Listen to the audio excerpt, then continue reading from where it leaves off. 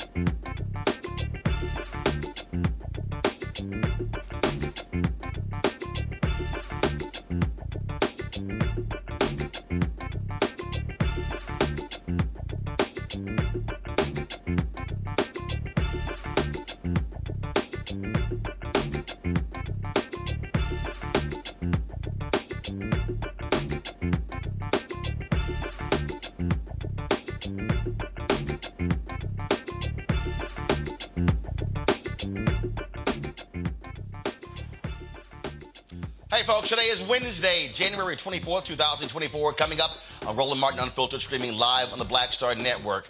What the hell is wrong with Tennessee? They literally are saying that formerly incarcerated folks, in order to get their voting rights back, they have to actually get their gun permit.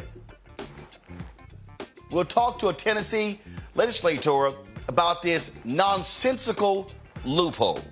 Also, folks, a recent report says that high corporate profits are driving inflation. We'll talk to an economist about this very issue. Also, a New York man is facing life in prison after the jury convicts him for shooting and killing a young woman who mistakenly drove into his driveway. Also, Fox hosts Charles Payne and Jessica Tarlov got into a dust-up when Payne literally said that Democrats and Biden are trashing half the country. Charles, do you watch your own network? Also, folks, we'll talk to a Republican strategist about the GOP side. Donald Trump won last night in New Hampshire, and Nikki Haley, her campaign is on the fumes, and so it's shaping up to be a repeat of 2020 between Biden and Trump. It's time to bring the funk. I'm Roland Martin Unfiltered on the Black Star Network. Let's go. He's got it. Whatever the miss, he's on it.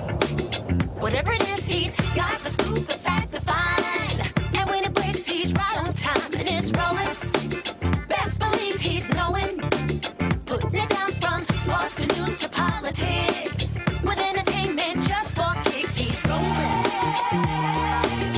It's on go, roll, y'all. It's Roland Martin, rolling with Roland now.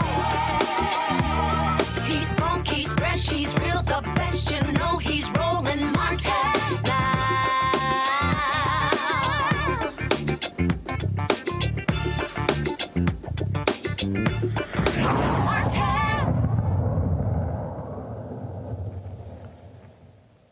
So Tennessee, folks, you ought to hear what they're doing to make it even harder for people who are formerly incarcerated to vote in that particular state. In order for someone with a felony to get their right to vote, they must first obtain a pardon from the governor or have a court reinstate their full citizenship rights, which includes the right to bear arms. Now, after fulfilling this, the person must then proceed with the certificate of restoration process to reinstate their voting rights. Under the Tennessee Constitution, a condition of citizenship is the right to bear firearms. However, formerly incarcerated folks are prohibited from purchasing, storing, or carrying guns. This could mean that 500,000 people in Tennessee could be barred from voting. Joining us right now is Tennessee State Representative Antonio Parkinson from Nashville. Representative Parkinson, glad to have you on the show. This is literally the craziest thing I've ever heard. So, to get your voting rights back, you got to get your gun rights back. Oh, but if you are a former felon, formerly incarcerated, you can't get you can't use you can't have a weapon. What in the hell? Yeah, it's interesting. When I found out about this situation, I met with the Commissioner of Elections, Commissioner Goins, and just because I want to understand the full scope of what we're dealing with.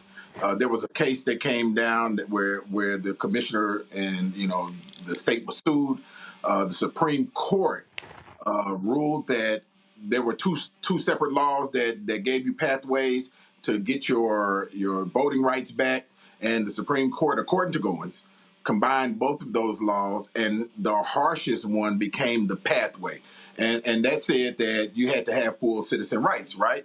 The only thing that is reflected in what is full citizen rights is what's in the Tennessee Constitution, where it says a citizen has the right to bear arms, and that's where they are coming from with the fact that you have to be basically eligible or able to bear arms in order to be able to vote.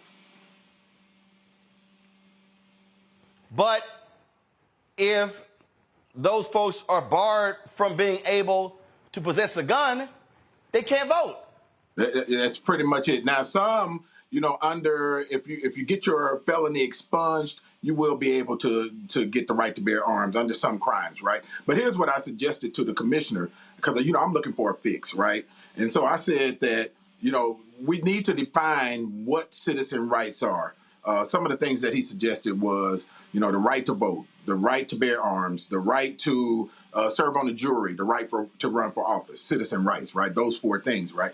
But why can it not be that you can receive some of those rights back and not necessarily some of the others? Because like you just said, under some felonies, you will never, ever be able to vote. Under some felonies, you will never, ever be able to bear arms. But under some felonies, you can do one or the other. And so what I think is going to be the fix is to ensure that we define what citizen rights are, what those rights are, and separate them so that people can attain the ones that they need without necessarily having the other in order to be able to vote or bear arms or whatever the case is. I mean, this, again, is one of those things that let's just be honest, Republicans want to make it even more difficult for people to be able to vote. This goes back to slavery. A lot of these laws were put in place to keep black people from voting. I agree wholeheartedly. And it's to keep, not just black people, but Democrats or other people from being able to vote. There are so many, and you know this, Roland, there are so many different impediments, rather, to getting back to life once you've been incarcerated or once you've been given a felony. And this is another one of those impediments. And when this case came down, this came down as a ruling from the Tennessee Supreme Court that said this is how the law is interpreted. And of course, the opportunity was available and they ran with it. So, again, but there is a fix. I believe there's a fix now. Whether there's a political will here in the Tennessee legislature to actually do the fix, that's a different story. So in order to fix this, that's going to require the legislature to actually do something. And let's just be clear, these are hardcore right-wing MAGA Republicans, and they don't give a damn about voting rights, especially people who used to be in prison. Right. So there are 2 laws that gave pathways to receiving your voting rights again.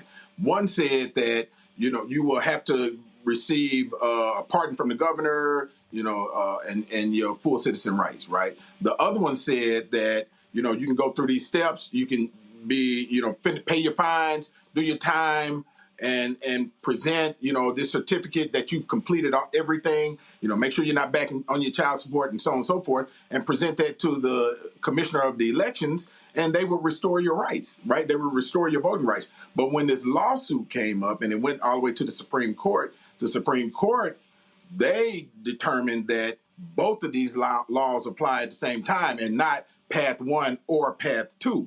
And so with both of them applying at the same time, it made it extremely difficult to get those voting rights back. All right, then. Well, certainly keep us abreast of what happens. And hopefully Republicans in Tennessee will do the right thing, because this just makes no sense whatsoever. And let me say this lastly, Roland, I will be drafting legislation to be able to parse out, those different rights afforded by citizens, so that those citizens that have received a felony can go after the rights that they specifically are eligible for.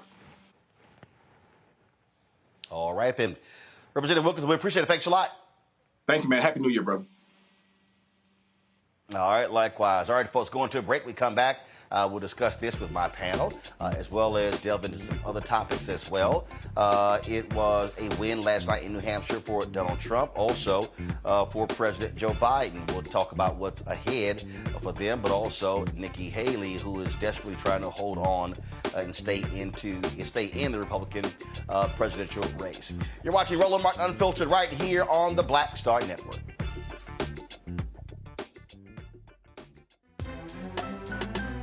I'm Faraji Muhammad, live from LA. And this is The Culture. The Culture is a two-way conversation. You and me. We talk about the stories, politics, the good, the bad, and the downright ugly. So join our community every day at 3 p.m. Eastern and let your voice be heard. Hey, we're all in this together. So let's talk about it and see what kind of trouble we can get into. It's The Culture, weekdays at 3, only on the Black Star Network. Hatred on the streets, a horrific scene, a white nationalist rally that descended into deadly violence. You will not white people are losing their damn minds. As an angry pro-Trump mob storms the U.S. Capitol, we've seen shooting. We're about to see the rise of what I call white minority resistance. We have seen white folks in this country who simply cannot tolerate black folks voting. I think what we're seeing is the inevitable result of violent denial. This is part of American history. Every time that people of color have made progress, whether real or symbolic, there has been what Carol Anderson at Emory University calls white rage as a backlash. This is the rise of the Proud Boys and the Boogaloo Boys. America, there's going to be more of this. Here's all the Proud Boys, guys. This country is getting increasingly racist in its behaviors and its attitudes because of the fear of white people. The fear that they're taking our jobs, they're taking our resources, they're taking our women. This is white fear.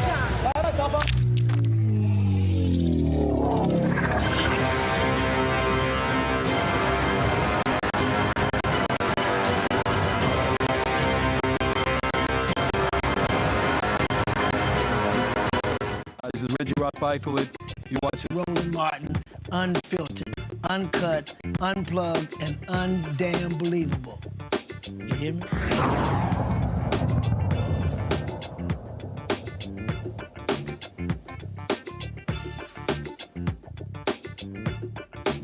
Today's panel, Rebecca Carruthers. She is Vice President for Fair Election Center out of Washington, D.C. Tarun Walker, founder Context Media out of Atlanta.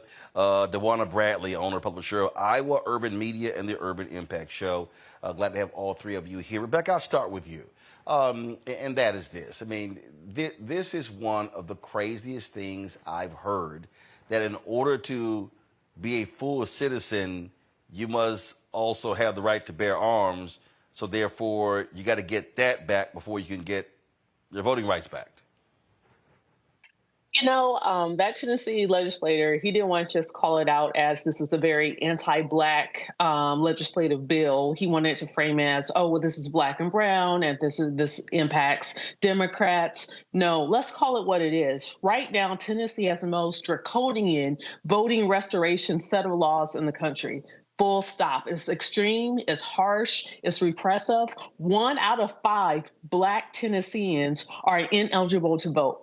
That's 20% of Black adults in Tennessee are not able to vote because of past felonies. And as a reminder for the audience, Tennessee is one of the most over-policed states.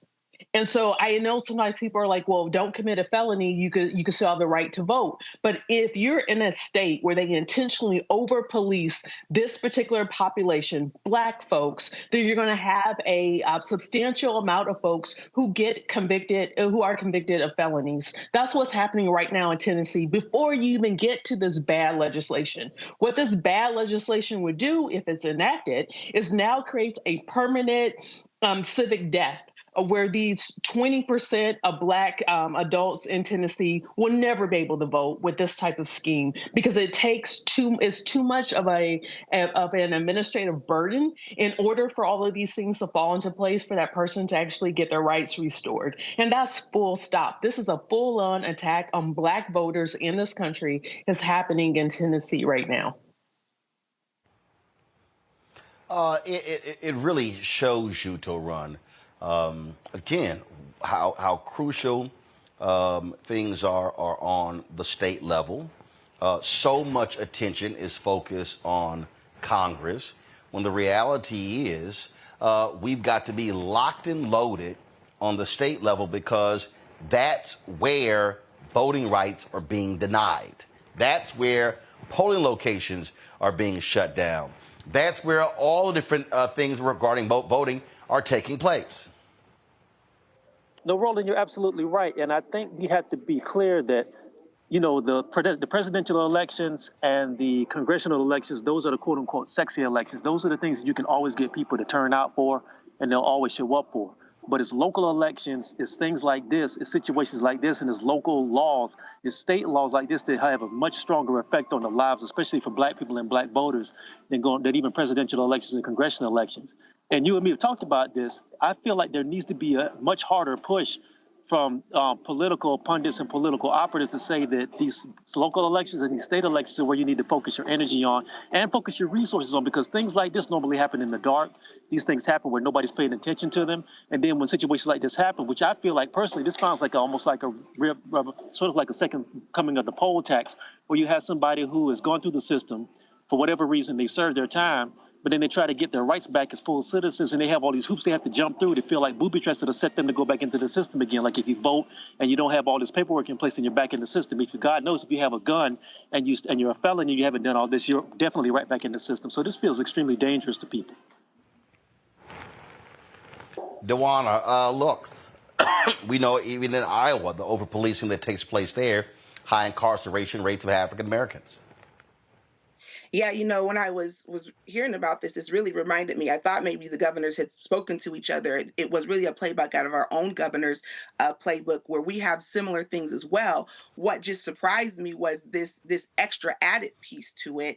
That went above and beyond what we have. But look, what this is what it continues to be, is another way to silence the voices of African Americans. And that's just what it is. It's very appalling that individuals in Tennessee will have to go through this. But also, I do agree with the things that the panelists have saying. We really got to start focusing on these local elections. I know that's one thing here that we're really pushing individuals here in Iowa to do, is it matters who you have in office. Right now, we have a Republican-dominated legislature right now as it is. And these laws will continue to get pushed if we don't start getting people out to vote. And so it's very important. But I'm very appalled by what I was hearing in Tennessee. But it sounded very familiar here where I'm at as well.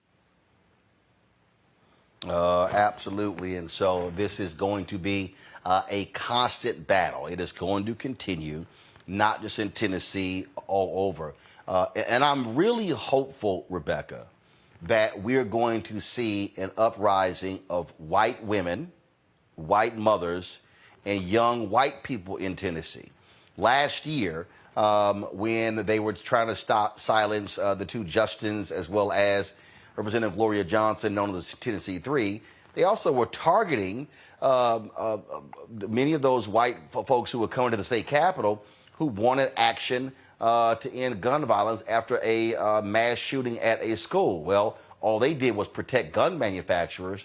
And so I am hopeful in the next statewide election that we're going to see massive resistance of white folks in Tennessee who are upset with how this Republican legislature is simply doing whatever they want to unimpeded. You know, many of those moms are affiliated with Moms Demand. So I hope that many of those moms and those activists, those white women in rural areas, as well as those white women in suburbs across Tennessee, you know, I hope that they decide that, hey, this is a fight worth fighting as well. Because together, if Black folks are being denied the right to vote, it's going to impact what stronger gun legislation is going to look like in Tennessee. It's going to impact education issues in Tennessee. If we do not have Black voters actually able to vote in Tennessee, many of the progressive things, I'm not talking about progressive in terms of Democrat versus Republican, but progressive meaning moving communities forward, making sure that communities have what they need so individuals and families can live and thrive in the state of Tennessee. You need Black voters in order for those things to happen. And finally, Chuck Schumer. We need the John Lewis Voting Rights Advancement Act passed. The only way it's going to pass if we know that it's not going to take 60 votes to end closure, meaning that it could go to the floor for there to be an up and down vote. I don't care what Sinema is saying. I don't care what Manchin is saying, but you need to bring this to the floor. You need every single U.S. senator on record. Do you support democracy or do you not support democracy? To run the point there, and look, we saw a lot of angry white folks in Tennessee when the legislature, even where Republicans even were telling them they were holding up signs to put the signs down in committee. That went all the way to the courts, and the courts were like, y'all can't do that. And now they are limiting how many people can even be in the state capitol, requiring a ticket. And so, look, we know Black folks have been in this battle, in this fight. Again, this is where white people are going to have to step up and do their part and organize and mobilize their own to get rid of these fascists? Well, we got to be honest, though. Unfortunately, in this country, a lot of times it's very hard to mobilize white support unless white people feel like something is affecting them directly. And, you know, we saw that what happened with the abortion bill that came down from the Supreme Court. We saw that what happened with a lot of things that affect white women, or they perceive that it affects them directly. Then they want to move. Unfortunately, this particular situation is something that's going to have to be made. The parallels are going to have to be drawn home to them to get them mobilized, because what happens is it's easy to get them up there for a couple of days to have them wave a sign or two, and then a lot of times the media attention goes away, and a lot of times the momentum that they have goes away. It has to be drawn home to them every single day that the things that affect black people will one day affect you. I think that's the only way you can get consistent messaging from our quote-unquote allies to get them on board with anything that's going on that affect black people. That's the only way it works here. Well, DeJuan, I think that what we saw last year with the mass shooting there in Tennessee and how Republicans did nothing in response to that, that's what pissed these folks off. You got Taylor Swift out there, really driving voter mobilization. I mean, this is one of those examples where, again, in a state like Tennessee, you don't have enough African Americans in terms of the percentage. And as Rebecca said, a significant number can't even vote due to the felony disenfranchisement there. But this is where, again, I really hope that white folks of conscience wake up and, yes, be woke and begin to say, we have got to throw these people out, and it's going to take us mobilizing and organizing. Yeah, you're absolutely right. It's going to take that. And I hope it doesn't take another, pandemic. It seems like during the pandemic, it seems when things were happening that people started to kind of wake up to some of these issues. So it is really going to take white people coming together and looking at these issues and speaking on it. But I really think the point is this has to be talked about continuously. We do a really great job of starting to have these conversations. We get everyone riled up. We react, and then all of a sudden we go away, and then these things are continuing to happen. So it's going to take those in Tennessee not letting this kind of die out and not letting this conversation go away. The minute this conversation goes away, things are going to stay the same, and we're going to be talking about this another, just next month, it's going to be another state. So I think it's really important that we keep raising up these things that are going on in other states, but in Tennessee. But it is going to take the majority that is there to really be vocal and speak up and wake up and stop just wishing things are going to change. It's going to take the collective work of everyone to get things moving along. All right, folks, hold tight 1 second. We come back. You heard a lot of the criticism regarding inflation and driving up prices of food services, and other goods. Well, guess what? Corporate greed is also behind a significant amount of this. We'll discuss that next right here on Roland Martin Unfiltered on the Black Star Network. Support us in what we do. Be sure to join our Bring the Funk fan club. So you're checking money orders to P.O. Box 57196, Washington, D.C., 20037, that's 0196. Cash App, $RM Unfiltered. PayPal, R Martin Unfiltered. Venmo is RM Unfiltered. Zelle, Roland at RolandSMartin.com. Roland at RolandMartinUnfiltered.com. We'll be right back. Next, on the Black Table with me, Dr. Greg Carr, author Dr. Maribel Mori, on her astounding and enlightening new book, White Philanthropy, a history we're betting you've never heard before. Don't miss an eye-opening episode of The Black Table, only on Black Star Network. On next, A Balanced Life with me, Dr. Jackie, we're going to be talking about common sense. We think that people have it, know how to use it, but it is something that people often have to learn. The truth is, most of us are not born with it, and we need to teach common sense, embrace it, and give it to those who need it most, our kids. So I always tell the teachers to listen out to what conversations the students are having about what they're getting from social media, and then let's get ahead of it and have the appropriate conversations with them. On next, A Balanced Life with me, Dr. Jackie, here at Black Star Network.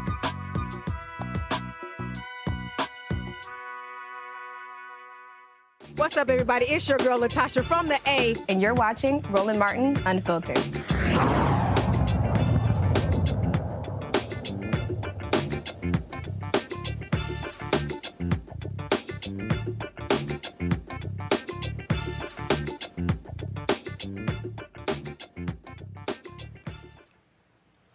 You've heard us talk about corporate greed being a major reason why we've had high inflation. Well, a new report confirms that. It was compiled by the progressive group Groundwork Collaborative think tank. They found that corporate profits accounted for at least 53% of inflation during last year's second and third quarters. Now, profits drove just 11% of price growth 40 years before the pandemic. Morgan Harper from the American Economic Liberties Project is here to explain this report. Morgan, glad to have you on the show. Glad to have you back. Thanks. So walk us through this. Okay, so walk us through this. And we've talked about it beforehand. And so explain for people who don't quite understand, blame Biden, blame Harris, blame Democrats, blame those in power, the role that companies played when it came to prices post-pandemic. Yeah, and this is in many ways the story of our time when it comes to how much money we're spending. And so, the pandemic hits, and as we all know, that was a historic event, unprecedented, everybody trying to figure out what it meant and what the impacts of that were. And there were some concrete impacts. It hurt supply chain, so it made it harder for companies to get the goods that they needed, which increased cost. And then also, as a result of that, it was hitting all types of goods and services. So their overall, the inputs, as it's referred to, the cost of those to make whatever they're trying to sell to us were going up. And so there were legitimate reasons why prices would be increasing. But what this report is showing us is that as we get further and further away from the heart of that pandemic time, 2020, 2021, 2022, we're now seeing that prices aren't going down. And as you just cited that statistic, these companies are still making tremendous profits, but what's driving those profits are not the cost of their inputs, because those are going down. We're seeing that, a big price that was cited was like energy costs. Those are going down as like 60% in terms of how much they're driving, the cost that these companies are spending. The warehouse, transportation, those are going down 4%. So now we're left with this conclusion of like, all right, well, prices aren't going down and it's not the inputs anymore. And if you look at what industries the prices are continuing to rise, it's in these industries that are concentrated, where you have dominant corporations that have the ability to set prices, and they are choosing to set prices higher and passing those costs, of course, then on to us as consumers. And again, we see it when they have these quarterly earnings reports where they are on conference calls touting, we've made this, record profits, record profits, record profits, record profits. So they're admitting that they are just minting money. Oh, it's been wild. I mean, the first time I came on, Roland was talking about Kroger-Albertsons merger. And the Kroger CEO was one of those guys on these earnings calls that admitted inflation, it's great for us because it gives us a really good excuse to raise prices for people. And so they have not been hiding the 8 ball here at all. I will say it seems like in the last couple of quarters, as they know that there's more scrutiny of these earnings calls, as they know people are listening in, it used to be very much just like a Wall Street inside game. The average person's not tuning into an earnings call, though maybe you could. Now that they know that there's so much attention, they are actually starting to rein it in a little bit and not be, as explicit about some of these price increases. But the reality is what it is. The data is what it is. And they are absolutely keeping prices high. And it's when you have these concentrated industries and that much market power that they're able to do this. Questions from my panel. I will start with Rebecca. Morgan, thank you for being here tonight. It's good to see you again. So what does the average person in America do? Like we're seeing data and we're, seeing surveys that are saying that the economy is doing well, which it is. We also see that individual consumers are spending more, which is driving and making the economy so hot right now. But those credit card bills are coming in the mail. Like people are starting to see all of their holiday spending bills come in the mail. They now have to pay it. So what does the average consumer do when we see a lot of jacking up on everyday goods that people need in order to live and survive? It's a great question. And yeah, good to see you again, Rebecca. So we're in 2024. As you all are discussing, as we all know, this is an election year. And we need to be listening up when some of these discussions are going on about policy decisions that our representatives are going to be making. And so here's an example of that, right? Child tax credit. That's something that is being discussed right now. There are people that oppose doing something that would lift 16 million children out of poverty, which the data shows child tax credit would do. Their argument is going to be, oh, you know, when we did that before, that led to inflation, that increased prices. And so this is why it's so important to be having these conversations to make sure that people have the facts to be able to reach out to whoever represents them, to push back on the people in their lives that are going to try to spread this misinformation, because the facts are the facts. When we have the Biden administration that has put in strong enforcers that are going to do what they can to block this corporate concentration, when we have people in Congress that are going to push forward things like the child tax credit, that's what actually helps our bottom line as consumers. And we must make sure that those policies continue. Taran? Thank you so much for this information. Really appreciate it. My question is, what can the average person in this poor and working class do to try to mitigate some of these things that are happening in corporate America that are affecting their bottom line? Is there anything that can be done on a political standpoint or anything that can be done on a personal standpoint to help push back against this, because people's backs are against the wall? Yeah, and it's kind of building off of Rebecca's question too. I mean, the individual decision-making aspects of this are trying to work our way out of a corporate concentration crisis is, I will admit, really tricky. But talking about one fee that is imposed on us a lot that we do have some control over, and I think I've mentioned it before on the program, we have these credit card fees that get assessed when we use a credit card to pay. I mean, Rebecca also referenced, we have now $1 trillion in debt in credit cards. It might be a good time to consider not using your credit card to pay for as much of these things, because there are businesses that will give you a choice. If you use a debit card, if you pay with cash, then they're not going to impose some of these same level of fees because they're not facing the same processing costs. That's an example of an individual decision that could potentially reduce, how much you're spending. But on the political and policy side of things, because a lot of this, like I was saying, it is just driven by how economic policy is getting set in Washington. I will admit, we need, and I should say and clarify, I work for a nonpartisan think tank, so this is getting a little bit more into the political, but we have seen the leadership from this administration to appoint enforcers at the Department of Justice Antitrust, Jonathan Cantor, Lena Khan, who's at the head of the Federal Trade Commission. These are entities that are pushing back on some of this corporate concentration. DOJ Antitrust just blocked the merger of JetBlue Spirit. If they hadn't blocked that, Spirit Airlines would have gone away. How many of us rely on, I know Columbus, Ohio, where I am, Spirit Air provides a very cheap way to get to a lot of different cities. And they were perfectly comfortable with that airline going away, and then people wouldn't have as many routes and they'd be paying more for airfare. That is what would have happened. And so we have got to protect the gains that have happened in this administration. We need to make sure that we continue these policies. And we're already seeing that Wall Street is trying to signal what they want.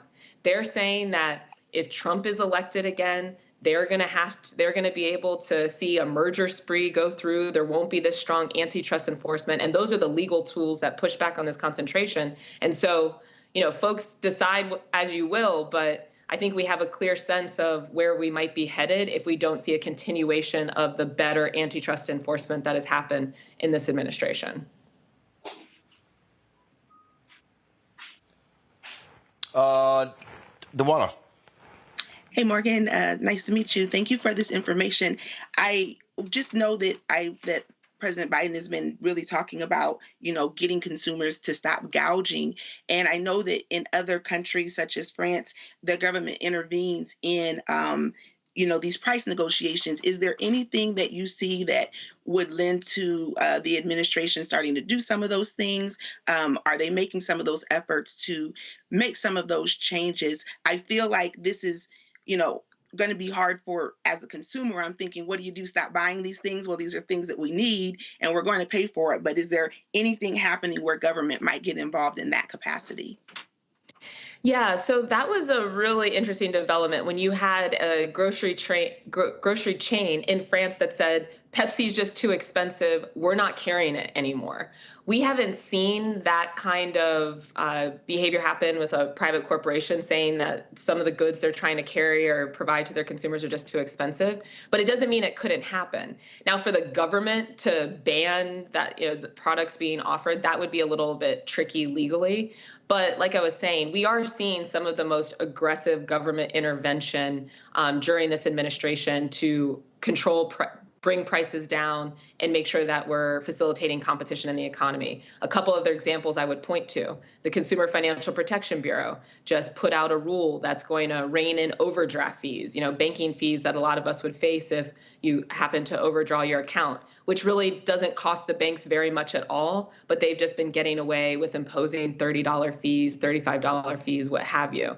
That auto dealers, people that are selling cars that just rack on extra fees and don't ever have to explain them. This administration has done something to begin to rein that in, ban people from imposing those fees. And so, I do think we've seen a lot of strong government intervention. In many ways, the past 4 years in this administration has been a rediscovery of the authorities that the government has to try to lower costs for consumers and small businesses through better competition policy. And like I said, I think for all of our sakes as consumers, as small business owners, as people who frequent small businesses, it's in our best interest to see this type of policy making continue.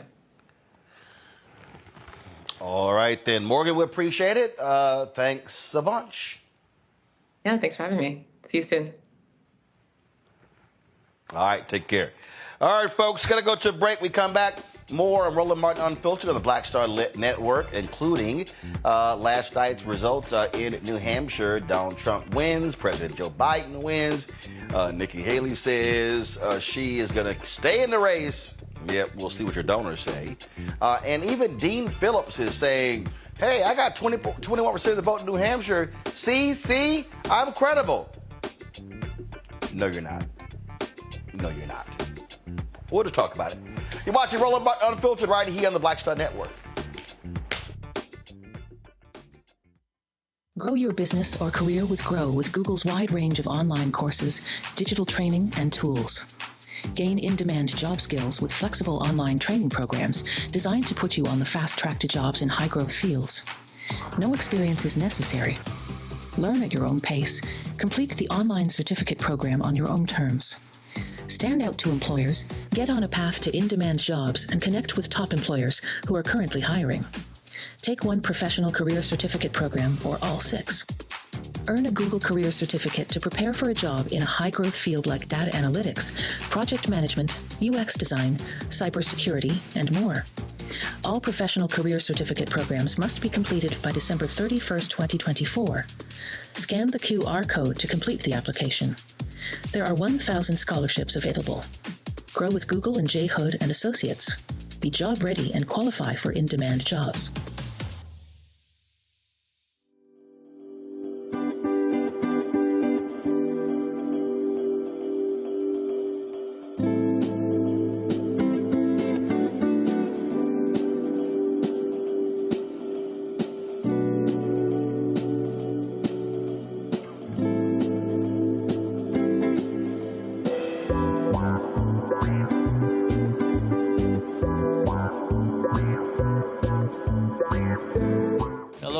Critter Fixers. I'm Dr. Bernard Hodges. And I'm Dr. Terrence Ferguson. And you're tuned in to Roland Martin Unfiltered.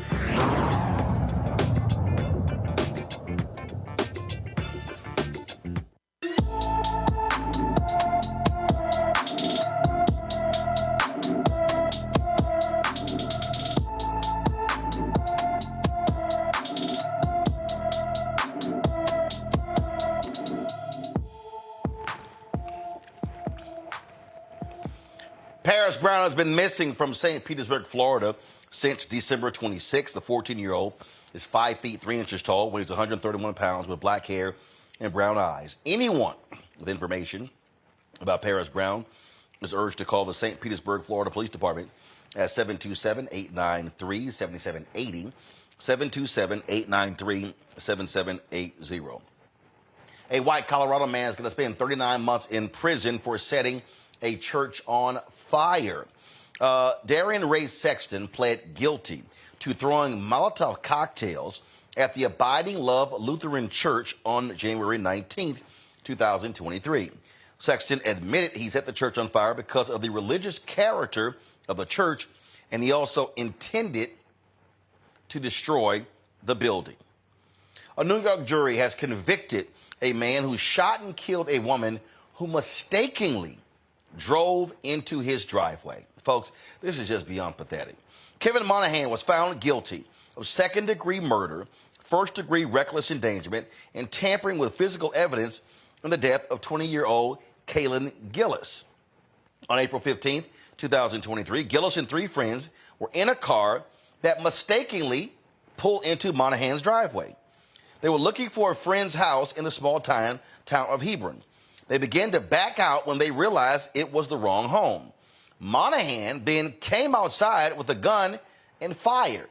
He faces 25 years to life in prison. His sentence is scheduled for March 1st.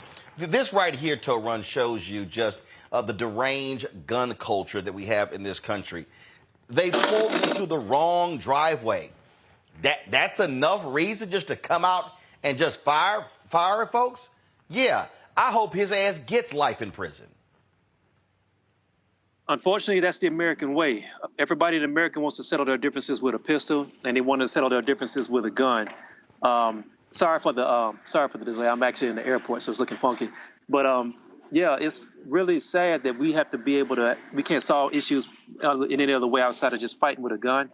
I think what's going to happen, though, this isn't really going to move the needle on too much because, unfortunately, this sort of gun culture is so prevalent in America that nothing's really going to move. I mean, everybody feels like if there's a problem that you can't solve, pull a gun out. If there's an issue that you're having with somebody, pull a gun out. This is the sort of thing that goes on in this country. And until we get some real serious gun laws in place, you're going to see this continue and more people are going to die, unfortunately. DeWanna?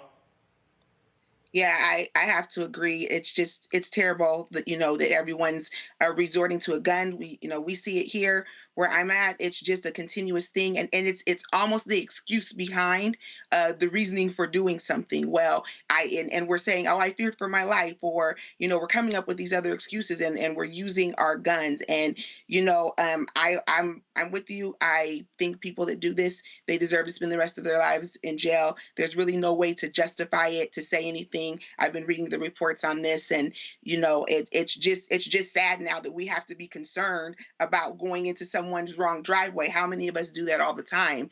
And now we have to be concerned about our lives being at risk because of that. And we do need tougher gun laws, no matter what anyone says. And we know we are the worst country when it comes to gun laws, but we definitely need to do something about this so we can stop hearing about these types of stories. All right, folks, an Ohio pastor who was criminally charged for allowing unhoused people to sleep at his church has filed a federal lawsuit on the grounds of religious discrimination. In 2023, the pastor of Dad's Place in Bryan, Ohio, Chris Avell, began offering temporary housing for people living on the street. The city ordered the church to stop, citing zoning and safety concerns. But Avell refused, and now he faces 18 zoning code violations, which are punishable by fines up to 6 months in prison or both. The lawsuit maintains that the church is providing food and shelter to those in need, a religious activity that the city and its top officials have jeopardized under the guise of zoning laws. DeWanna, Reverend Jamal Bryant at New Birth Missionary Baptist Church in Atlanta announced that they are assisting him, paying his legal bills. And fighting this, a lot of folks across the country have risen to this pastor's defense, saying, how dare you go after a church for trying to help the homeless?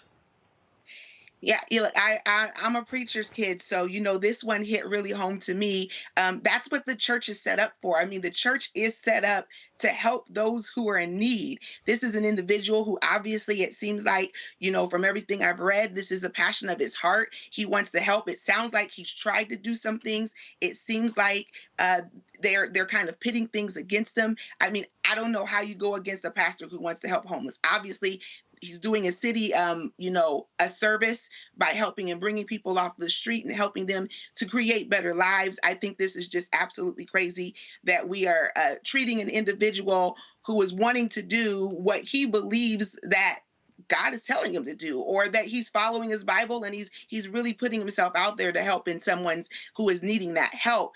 It's absolutely crazy that we would be trying to shut this individual down. So I applaud the efforts of everyone who is trying to come to this pastor's defense and hope that he's able to get things fixed so that he can continue to help people. I mean, that's what pastors are here for. They want to be a help to people in their time of need, to hope to give them better lives. And it sounds like this is what this individual is doing. Absolutely. All right, folks, hold tight 1 second. Let me thank Tarlov for joining us. He had to leave to catch his flight, so we appreciate it. All right, folks, going to a break. We come back. We're going to talk about the presidential election, New Hampshire. Trump wins, Biden wins. Now on to the next states, and is really shaping up to be a repeat of the 2020 election between those two. Folks, you're watching Roland Martin Unfiltered right here on the Black Star Network.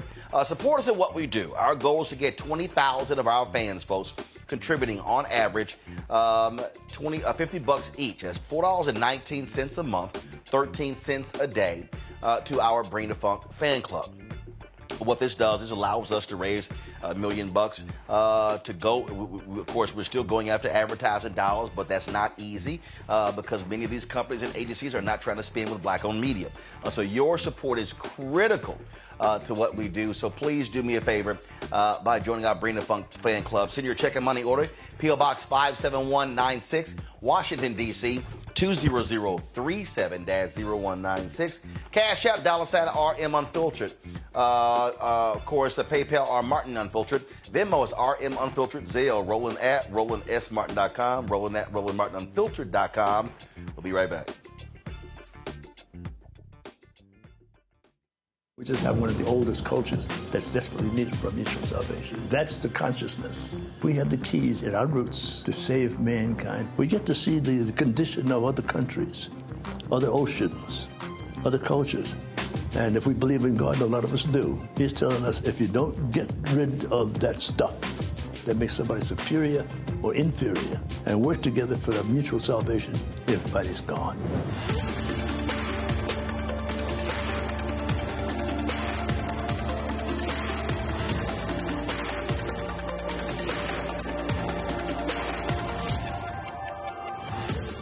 On the next Get Wealthy with me, Deborah Owens, America's Wealth Coach, nurses are the backbone of the healthcare industry, and yet only 7% of them are Black.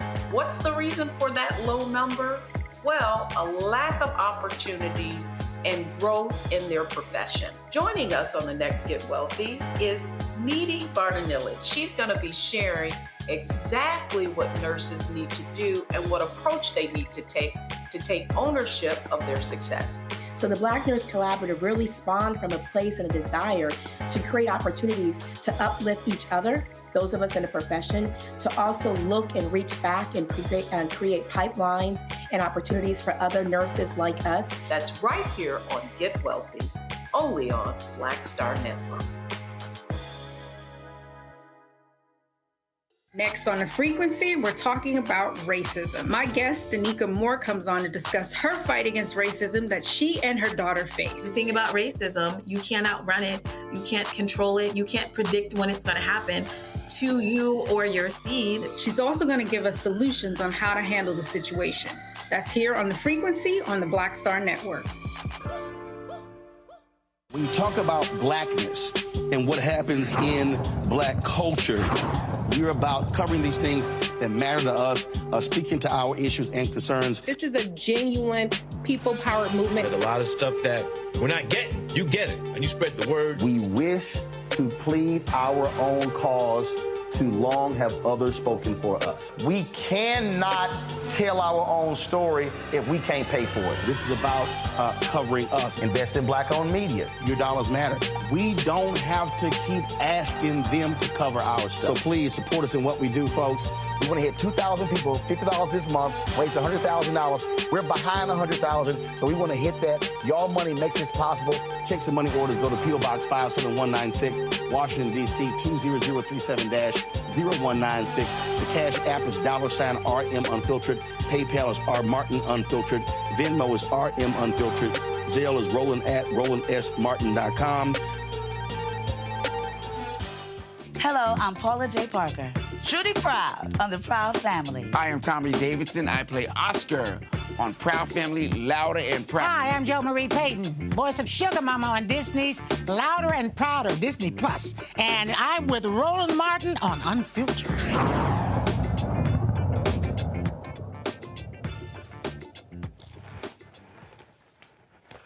All right, folks, so we hear a lot of crazy stuff all the time.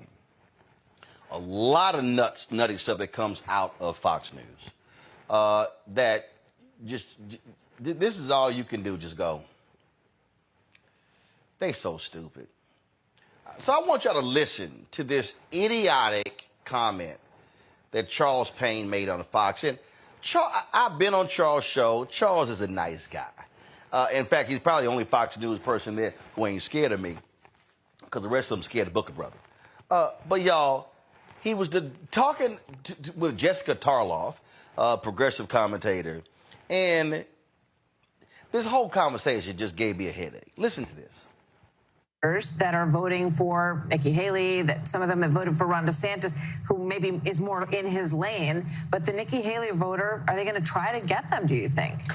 Well, I'm certainly not an advisor to the Trump campaign, but it is, we talk in the millions of votes when we're talking about the general election, but it actually comes down to the tens of thousands, right? The margins in Georgia, in Arizona, in Michigan, in Pennsylvania, it's minute. Right. It can be the difference between whether you came out and you criticized your opponent's dress, which some could interpret as demeaning a woman, again, which is obviously something that he suffers from, or just making a little offhanded comment that someone says, you know what, I'm going to sit home, or actually, I want 4 more years of Joe Biden. So yes, it would be smart, as it always was when he was president, if he would listen to Kayleigh about this. But he has an uncontrollable narcissism and rage about him when he feels insulted. And it's appealing to the base. They say, we love it. He's a counterpuncher.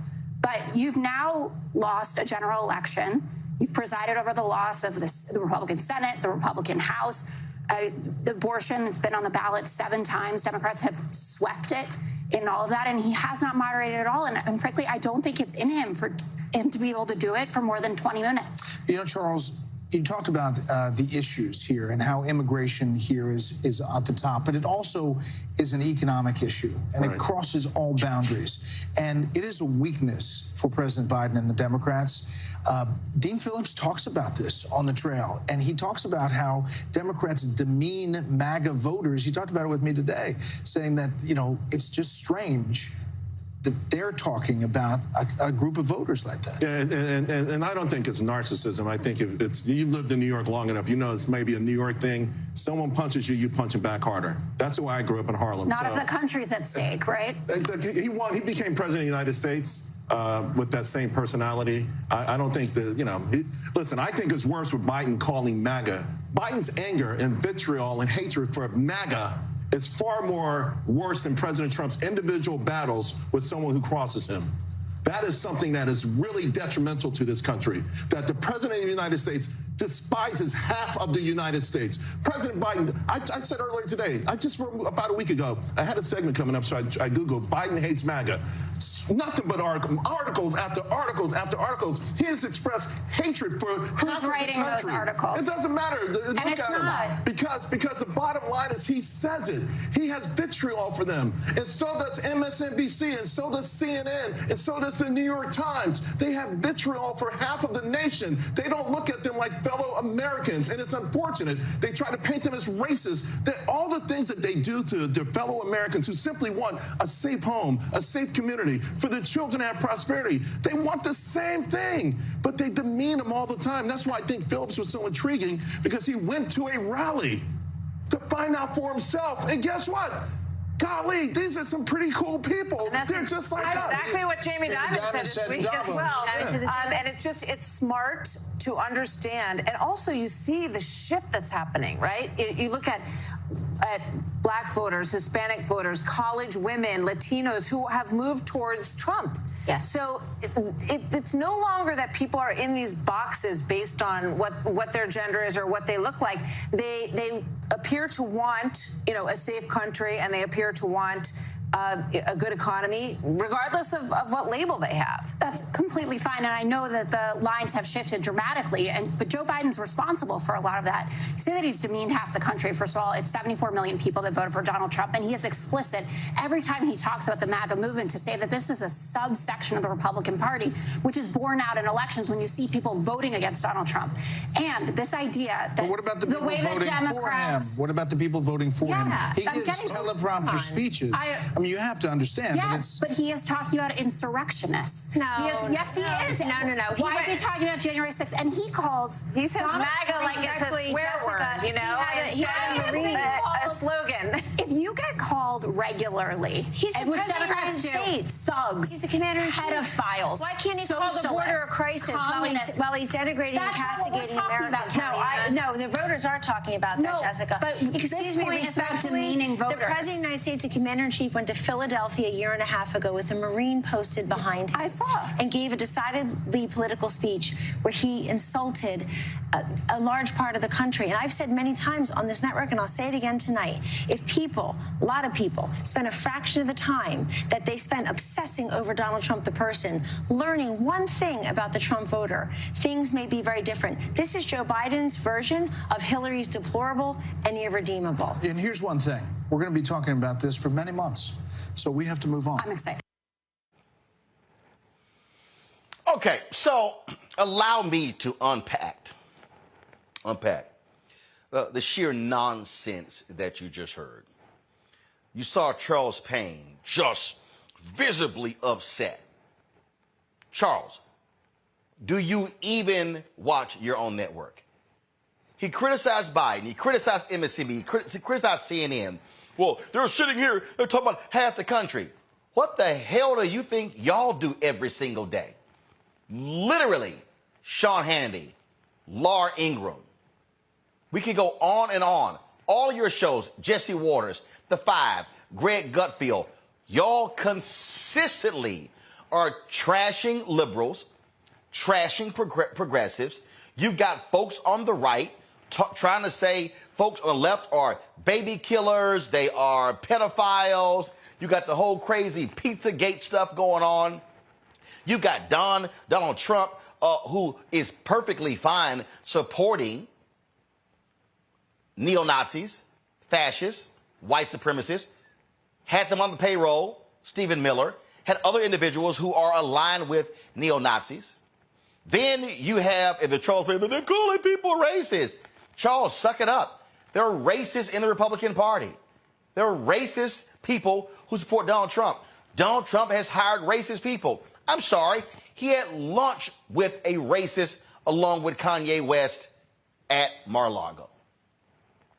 But this whole victimhood of, oh my God, Joe Biden criticizes us, and if he would only understand the Trump voter. He doesn't need to. He doesn't need to, because we understand the Trump voter very well. And yes, there are Republicans out there who are all about power. There are Republicans out there who believe in smaller government, who believe in tax cuts, who believe in those things. But let's be real clear. We know who the base of the Republican Party is. We know who the hell showed up on January 6th. We know who was out there attacking cops and beating people. We know that that was driven by black people voting in Atlanta, Philadelphia, Milwaukee. Yep, those places. And Detroit. Yep, those were the places. How do we know that? Because Trump named them.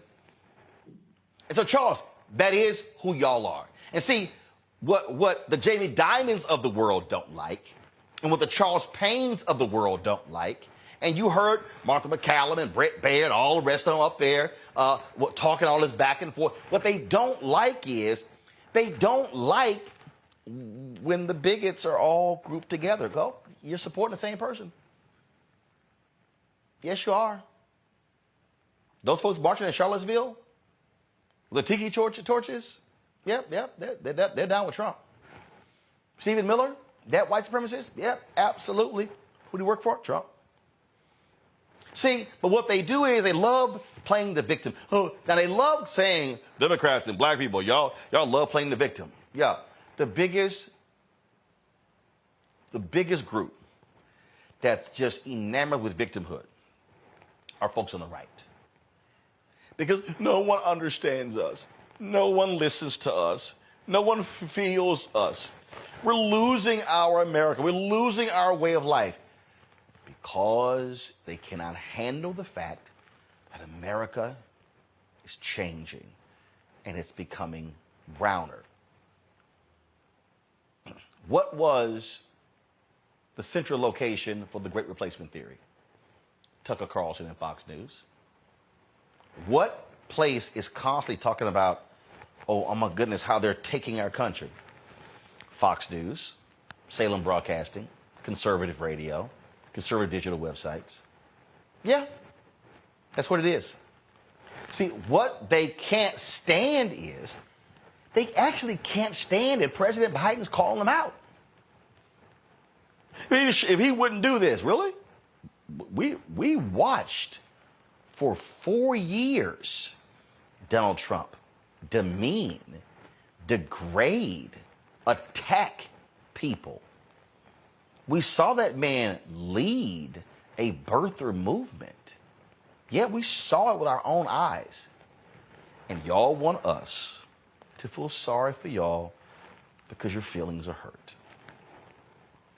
And what y'all want us to do is to sit down and listen to you, listen to your frustration, listen to how you think your country is being changed and how things are not what they used to be. So you want us to lend you a shoulder to cry on, lend you a body to lean on. You want us to pray with them and eat with them and just understand their feelings and just understand. And you hear Charles, I mean, these people just, they want the communities to be safe and they want that. Dude, stop it.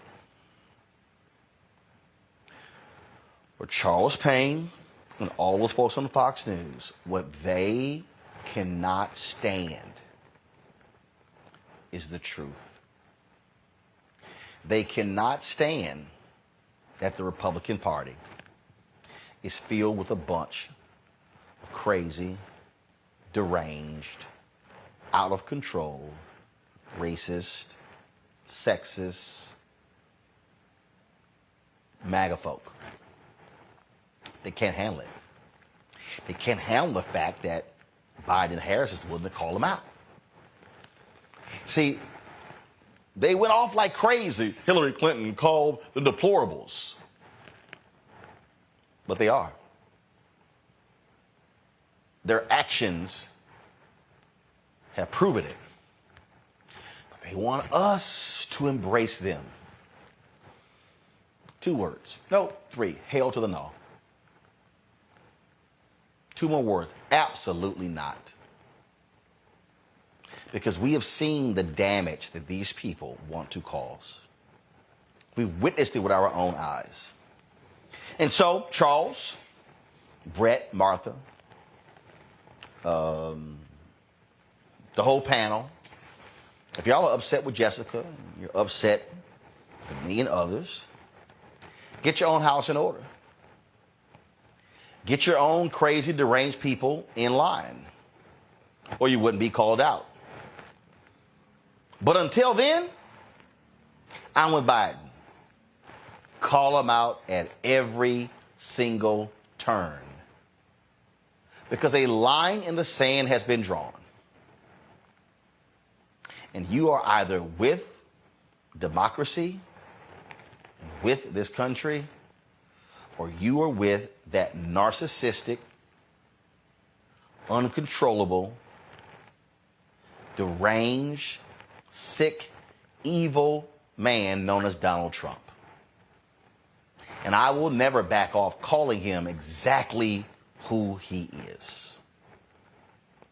And Rebecca, Biden is doing exactly what he should be doing, calling these people exactly who they are. Roland, a hit dog holler. Like, these people are upset because they understand that right now the term MAGA isn't very popular, and people understand what the MAGA movement is. But these are the same people who call themselves MAGA. These are the same people who supported a racist president or racist policies. These are the same people who are now trying to justify, well, it's okay to support a racist president or racist policies. It doesn't mean that I'm racist, but guess what? It means that you support racist and racist policies. So at that point, what's the difference? The other thing is they're also trying to gaslight us and distract us, because we all know about Project 2025. We know what will come in a second Trump administration, and they don't want to talk about that. Instead, they want to say, hey, Joe Biden, be nicer as you fight against Trump. Why? You know, it simply doesn't make sense. So then Kellyanne Conway, like, where did she come from? I mean, it was glorious to not have to deal with her over the last few years, and now she pops up.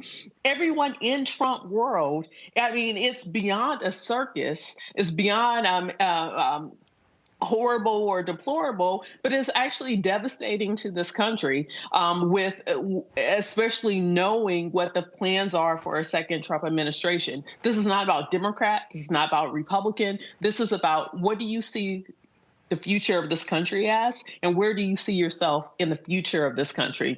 And then finally, like, Charles, I don't even understand. It was so weird. Like, you might have seen my face watching him just turn up real fast about MAGA.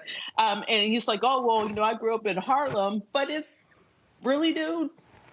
Like, you know, none of this is making sense. It's very bizarre. But finally, that Vox panel showed that they're not willing to actually talk about the policy issues that distinguishes Trump from Biden. Instead, they have to go to, oh, Biden is hurting people's feelings. He's hurting half of the country. He's not hurting half of the country. He's hurting maybe 35% of the country that said that, you know, hell or high water, they're going to support Trump and his racist policies. Well, guess what?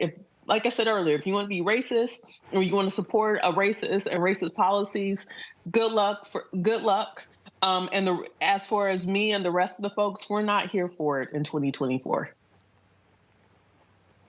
Duana?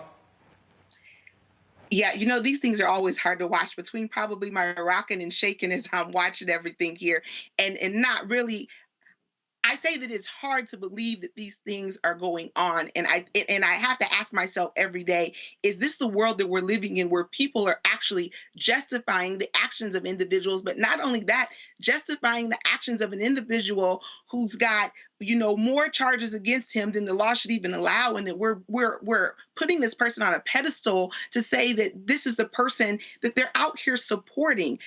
Everything that comes out of his mouth and those who support them is detrimental to what democracy, in my mind, should look like. And I think that everyone should be concerned. Watching an individual not talk about, especially the panel here, the Fox News channel, they weren't talking anything that had to do with policy or what's going on. It was everything about feelings. Well, you know, I have a hard time understanding individuals who thinks it's okay to erase our history. I have a hard time understanding individuals who don't even want to talk about the past. And I have a hard time understanding individuals who are trying to really erase people who look like you and I. So I have a hard time feeling like, and I'm a Christian woman here, so I get with, you know, getting along with people and having these conversations, but I have a hard time struggling with individuals who are speaking a rhetoric that is really not trying to take any ownership in the things that have gone on, and to really excuse an individual and applaud him and say these things are okay. Do we remember what happened at the Capitol when we had those people going in there and storming that place? Like, we're acting like these things didn't happen. And my problem with this party is they don't want to talk about it, but they want us to talk about how they're feeling. They want to get on President Biden for calling him out. Rightfully so. Wrong is wrong, as right is right. And what is happening right now is not right here in America. And it's not the America that, you know, that I hope to see for my future generations. And so we have a big problem. Those Fox News is always hard to watch because they really are not talking about the issues at hand. They're just coming up, you know, with more excuses, and they're backing an individual who is not for people in this country. All right, folks. Hold tight 1 second. We come back. We'll talk what happened last night in New Hampshire. Also, why won't Republicans deal with the immigration issue, deal with the border? Could it be Trump is telling them not to? Lots to talk about with Shermichael Singleton, Republican strategist, next. Roland Martin Unfiltered, right here on the Black Star Network. On a next, A Balanced Life with me, Dr. Jackie, we're going to be talking about common sense.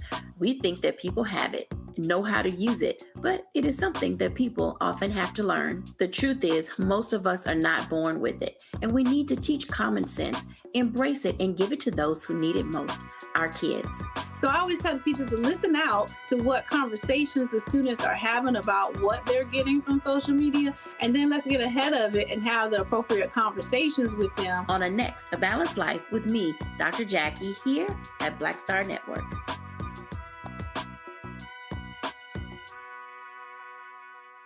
Next on The Frequency, we're talking about racism. My guest, Danica Moore, comes on to discuss her fight against racism that she and her daughter face. The thing about racism, you can't outrun it, you can't control it, you can't predict when it's going to happen to you or your seed. She's also going to give us solutions on how to handle the situation. That's here on The Frequency on the Black Star Network. I am Tommy Davidson. I play Oscar on Proud Family, Louder and Prouder. Right now, I'm rolling with Roland Martin, unfiltered, uncut, unplugged, and undamn believable. You hear me?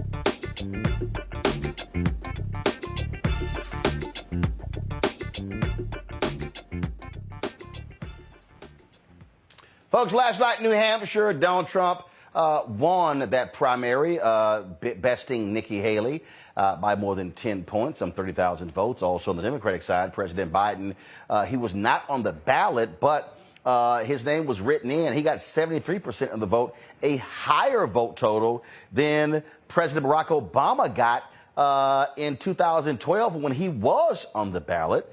So they move on. Basically, this race is shaping up to be, as we long expected, a rematch of 2020 between President Joe Biden and Donald Trump. Nikki Haley, she's desperately trying to stay in the race, but the question is, can she even have enough money to get to South Carolina in 30 days? Shermichael Singleton, Republican strategist. He joins us right now. Shermichael, glad to have you on the show.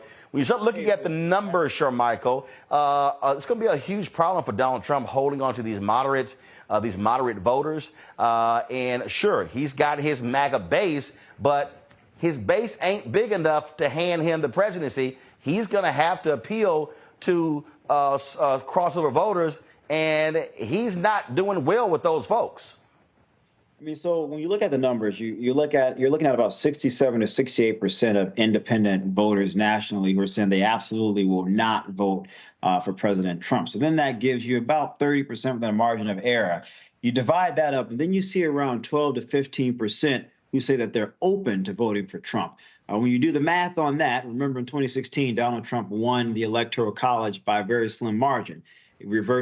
Fast forward rather to 2020, President Biden won the presidency by a small electoral college victory across 4 states, around 84,000 votes. And so when you start to break down the math, you start looking, well, what states did Donald Trump win in 2016, lost in 2020, where that 12 to 15% of independents who are open to voting for him could make a marginal difference. You look at a state like Georgia. I'm looking at a state like Arizona. I'm looking at potentially a state like Pennsylvania, maybe even Michigan, where President Biden is having some struggles. So there is a possible path, Roland, when you start looking at the math. Well, speaking of math, I mean, Trump won by 77,000 votes in those critical states, Michigan, Wisconsin, Pennsylvania. You look at the exact same three states, Biden won by a much, much larger margin in those particular states. And again, he also, of course, won Nevada, won Arizona, and won Georgia as well. But again, what you're seeing, though, is it's not like I love it how some of these Republicans, Ben Carson and others, they were like, well, if you saw the speech last night, you know, I think you're seeing a different tone, Donald Trump. And then all you got to do is just wait 24 hours because it's going to be some craziness said on Truth Social. It's going to be another crazy speech that he gives. And so I think as we're moving towards it, at the end of the day, people are going to be stuck with, all right, I'm hearing this man say a bunch of crazy, deranged stuff constantly. Do I want that chaos back in the White House? I mean, the vulnerabilities are present, right? Like, you cannot deny the vulnerabilities, which is why I think whomever the former president chooses as his running mate is going to be critically important. I mean, you need someone that signals a level of stability that he doesn't particularly bring. You need someone who's also attractive to some of those voters. That ain't going to have no bearing. Whoever's the vice president, same on Democratic side, it ain't gonna mean nothing. Folk voting for the president. People, let me respond to that. People love to say that, but there's significant data from Harvard, from MIT, from UCLA that actually showcases otherwise. I mean, having been a practitioner of electoral politics, you see people say, well, conventional wisdom says this. That's great and all, but I'm a data guy. The numbers indicate otherwise. There's a reason President Biden chose Kamala Harris. There's a reason former President Obama chose Joe Biden. There's a reason former president chose Mike Pence. Those things actually do signal certain things to certain groups, Roland, and I don't think you can factor those things out, particularly when you're looking at how can a president or a candidate for the presidency win electoral college states. We talk about popular vote and winning by 3+ million, and that's great and all. But how are both of these candidates performing currently in the states that are most critical? And when you look at the numbers present, President Biden does have some vulnerabilities, and you cannot deny those things. And this isn't to say that it's guaranteed for Donald Trump. They're simply saying, looking at the math, this could, surprise a lot of people. It's going to be very close. Look, it's going to be close. But again, though, the key is this: if you're Trump, he has to get independent and moderate voters. Yeah, He's got no choice. I agree. He ain't getting liberal progressive votes. For Biden, what he has to be concerned about, his base actually showing up, especially young voters. And so this is where the whole Israel-Gaza issue comes up. I do want to ask you this here. So this actually came out today. Senator Mitch McConnell, in his Republican conference, said to them that there will be no border deal because Donald Trump is stopping them from doing this because he wants to campaign on it. This is literally Senator Mitch McConnell being on the record. Guys, pull the tweet up. Okay, this is Senator Mitch McConnell being on the record. Jake Sherman reports that in the Republican conference that's what Mitch McConnell had to say.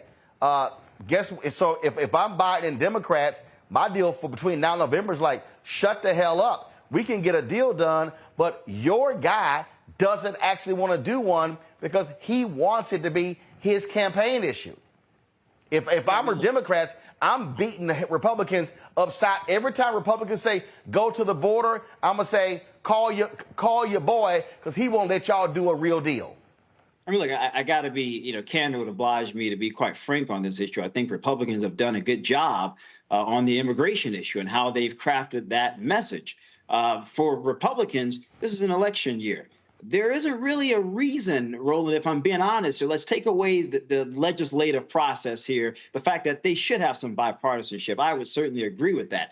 But we're in the middle of a very critical campaign. And so, of course, a particular side is going to look at an issue through the lens of electoral politics. Does this yield an advantage to me? And if it does yield an advantage to me, is it necessarily in my interest to move forward on this electorally? Is it in my interest to have bipartisanship on this particular issue? Here's why. Here's why. No, because here's why. But here's why. Because Republicans can't yell, fix the border, fix the border, fix the border, do something about the border, when there's a bipartisan proposal on the table, but they won't move on it because they want to campaign on it. And that's what I'm saying. If I'm Democrats, what?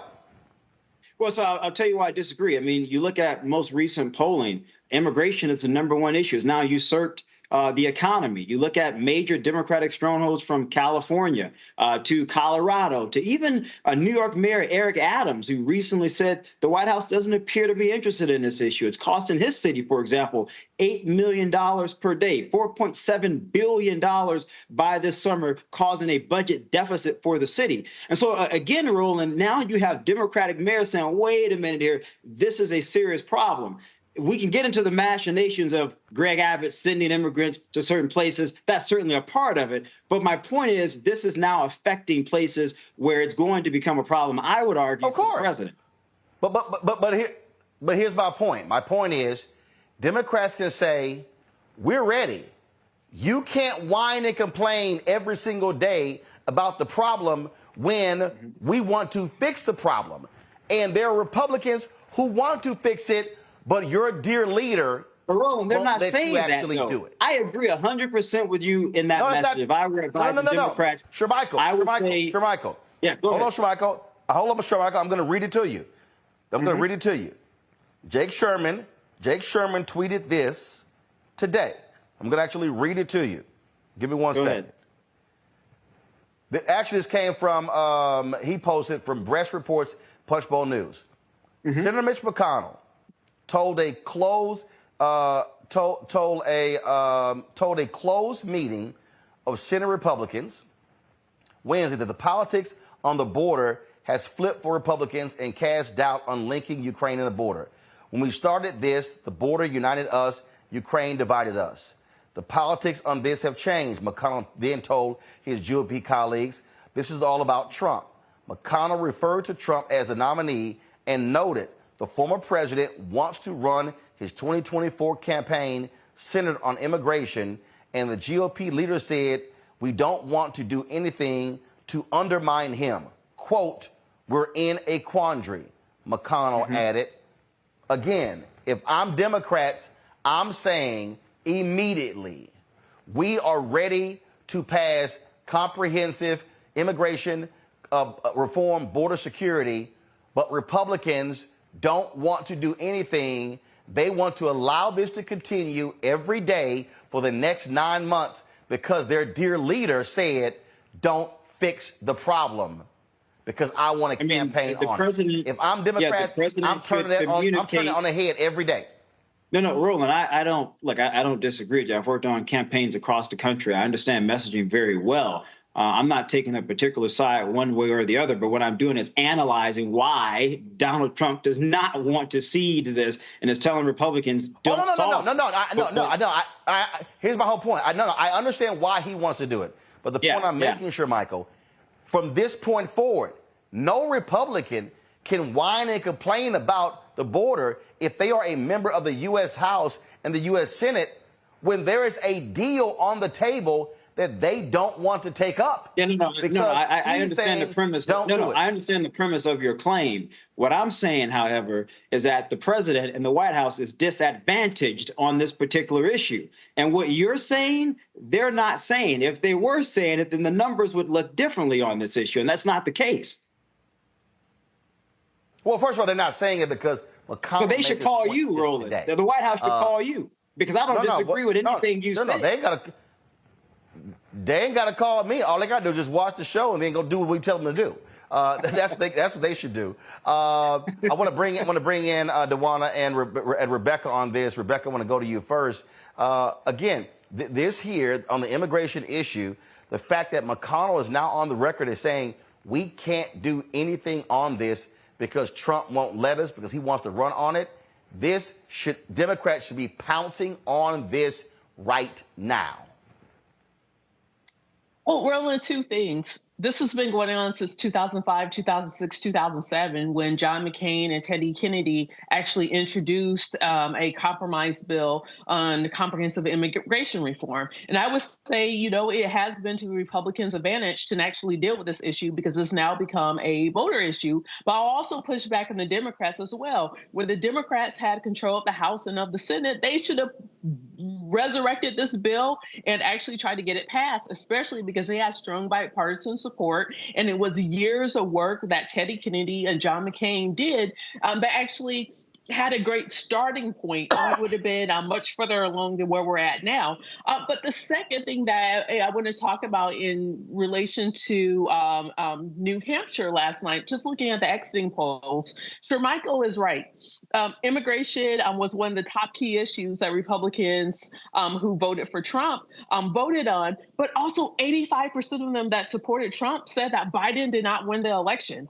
So even if immigration is the number one issue in the country right now, the folks who Trump is appealing to are the people who don't think that Biden won, and also the people who overwhelmingly in the 80s, in the 80 percentile, who believe that abortion should be illegal in this country.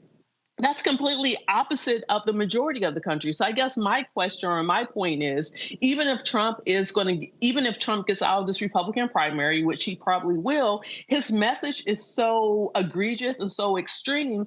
I don't see how he's able to get the middle to support him to actually win in November. And that's not me saying that Joe Biden is doing a good job campaigning, but it's me saying Trump's message, I don't see how he's able to pivot in the general election. Michael? Yeah, I mean, look, I don't know if I'm convinced necessarily that the president needs a substantial margins of swing voters to win. Again, I go back to 2016. I've studied the numbers. If President Biden, to the point that you raised, Roland, in terms of some of the issues, younger voters, African Americans, even like Latino voters, which now appear to be shifting more so to Trump's corner on the immigration issue, I believe 58%, the latest poll I just saw about a week or two ago. If there is any deficit in turnout in critical battleground states for President Biden, Donald Trump can win. I'm not saying that he will win, but I'm just looking at the numbers here. You're talking about 84,000 votes across 4 states. Those numbers are not insurmountable, and I just have to be realistic with the viewers about this. Again, I'm not saying he's going to win, but if he were to win, I'm just telling people don't be surprised based on how he won in 2016 and how he lost in 2020. Well, the thing here is that, and this is where Cornel Belcher even had a column today in the LA Times on this. Mm-hmm. Here's why I spend literally no time on the show on polls. 1, they're snapshots. 2, it's a joke for me to deal with polling in January, election in November. The question then becomes, as we move in the next 6-7 months, how does this thing begin to shape up? And then when it really comes down to 2 candidates, and that's really, I think, what jumps out.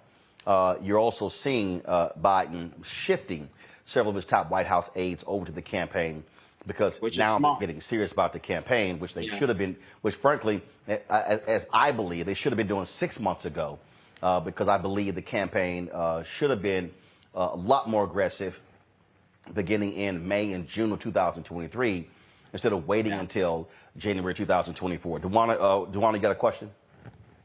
Yeah, I just, after kind of seeing the things that happened in New Hampshire, and I'm just seeing that Nikki Haley continue to pursue things and continue with this race, what is going to need to be done when I'm looking at the fact that there seems to be some sort of split, and the poll numbers, I don't get off into all of them. That's not my expertise area, but it seems that as I've been watching the news and watching things, that there are, in New Hampshire, it seemed like there were these independents that were coming up and trying to get, some things moving, with Nikki Haley still being in this race. And we know Donald Trump is going to be the one that's going to be picked in the end. But the longer she's in this race, does this start to hurt the Republican Party, divide the Republican Party. I feel like it does the Democrats advantageous, during this time while this is continuing. But what do you foresee that looking like if this continues to be, Nikki Haley continues to pursue this with Donald Trump? Yeah, that it's something that you said towards the end. I want to put emphasis on. You said it's advantageous to Democrats. I do not disagree at all. I mean, what we saw in New Hampshire, even in Iowa, is that there is clearly some splits and cracks within the Republican coalition as it pertains to Donald Trump. So nationally, moderate-leaning Republicans represent around 27 to 30% of all registered Republicans in the country. Most of them did not vote for Donald Trump in 2020. And what you saw in New Hampshire, most of them said if it was not for Nikki Haley, they were Republicans. Some of them voted for Trump the first time. You even had some that said they voted for him twice, but said they would not vote for him this time around. That's a very real problem for the former president. Now, for the former Governor Haley, I don't think she has a path, but I think she's probably waiting to see what happens February 8th from the Supreme Court. How do they rule on the very serious question about former President Trump being on the ballot in Colorado, Maine? There are several other states that are kind of contemplating following Colorado's orders. Or will the Supreme Court seek to find some type of legal justification to say he should be on the ballot and voters should ultimately make that determination? But with that said, if I'm advising Nikki Haley and I'm looking forward to 2028, Donald Trump is ahead by 50-plus points in South Carolina. The governor has endorsed him. Both U.S. senators have endorsed him. Most of the members on the Republican congressional delegation have endorsed him. Several key evangelical pastors have endorsed him. Then you fast forward to Super Tuesday, which is March 5th. Most of the states now are either winner take all or winner take most. This is in part because of the savviness of Trump's operation a year or two ago when they crisscrossed the country, in part because of help from individuals like Kevin McCarthy in California. Louisiana, for example, is a state now where the delegates have to stay with the person who won that state, at least for 2 ballots, if there were a challenge come convention. And so Donald Trump's team, they're really built a robust operation compared to 2016, where now all of the rules in terms of delegate apportionment to get to 12-15 to become the Republican nominee are all slated to his benefit. So even if Nikki Haley had some type of a path, she would always be playing numerical catch-up to Donald Trump. First of all, she ain't catching up. All right, so let me do this here. So, I mean, look, she ain't got no shot, and we'll see if her money is able to keep her in the game for the next 30 days. At the end of the day, Roland, I think from my understanding, just real quick, from my understanding, just talking to a couple of folks, some of the donors, some of the wealthier mega donors are starting to look at this and starting to ask and beg the question, what is the path here? And so I predict, I may be wrong, but I'm almost certain in about 2 weeks, 3 at the most, I think she's going to drop out.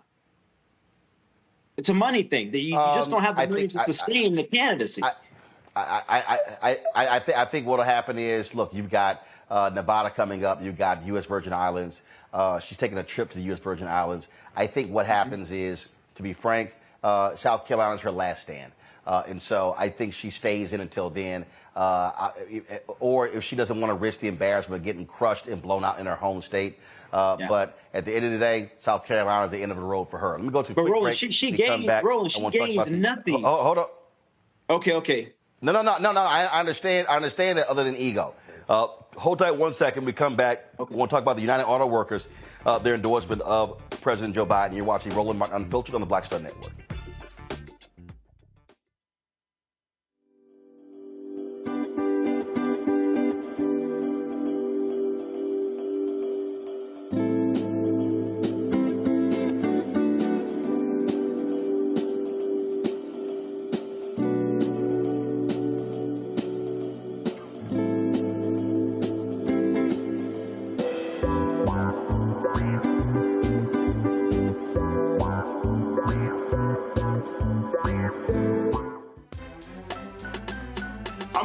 Muhammad, live from LA.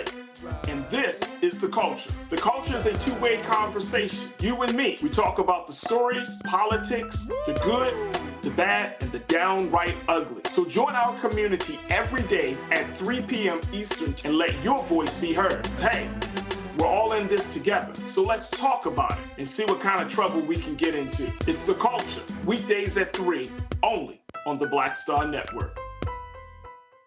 Farquhar, executive producer of Proud Family. Bruce Smith, creator and executive producer of The Proud Family, Louder and Prouder. And you're watching Roland Martin Unfiltered.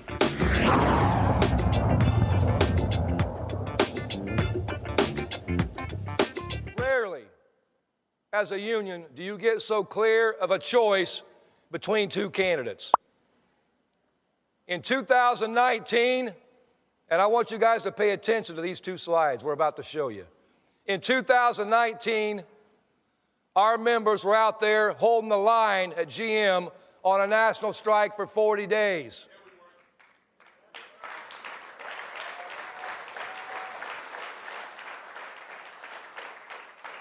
Trump was the sitting president.